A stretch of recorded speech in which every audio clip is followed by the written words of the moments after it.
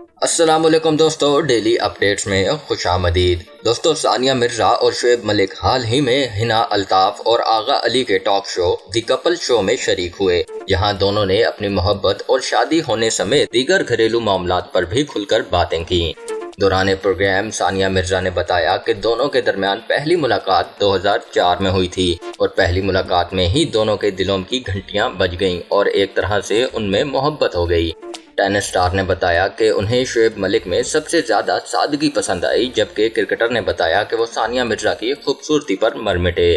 شعیب ملک کا کہنا تھا کہ ثانیہ مرزا سے ملاقات کے فوراً بعد ہی انہوں نے والدین کو بتا دیا تھا کہ وہ بھارتی لڑکی سے شادی کریں گے، جبکہ انہوں نے ٹینس اسٹار کے والد کو بھی بتایا کہ وہ ان کی بیٹی سے نکاح کرنا چاہتے ہیں۔ دونوں نے بتایا کہ پہلی ملاقات کے کچھ عرصے بعد ہی دونوں نے شادی کر لی، کیونکہ ان کے دلوں میں کوئی اور بات تھی ہی نہیں۔ ایک سوال کے جواب میں ثانیہ مرزا نے بتایا کہ انہیں اردو مکمل سمجھ آتی ہے، تاہم بولنے میں بعض اوقات کچھ مسئلہ ہوتا ہے اور انہوں نے اردو بطور مضمون بھی پڑھ رکھا ہے۔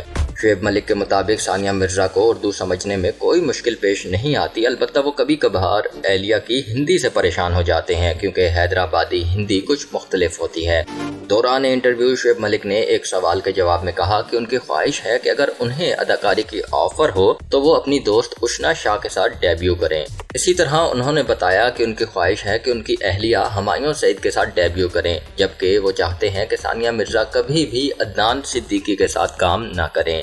دوران پروگرام ایک سوال کے جواب میں ثانیہ مرزا نے انکشاف کیا کہ ماضی میں انہیں بالی ووڈ فلم ساز ساجد خان آئٹم سانگ پر پرفارم کرنے کی پیشکش کر چکے ہیں۔ ٹینس اسٹار کے مطابق ساجد خان ان کے بھائیوں کی طرح ہیں اور انہوں نے انہیں مذاق اور محبت میں گانے کی پیشکش کی تھی اور انہیں کہا تھا کہ انہیں آئٹم سانگ میں پورے کپڑے پہنائیں گے۔ ثانیہ مرزا نے بتایا کہ ساجد خان نے انہیں کہا کہ وہ کپڑوں سے ٹینس اسٹار کے پورے جسم کو ڈھانپ دیں گے، بس وہ آئٹم سانگ کرنے کے لیے رضامند ہو جائیں۔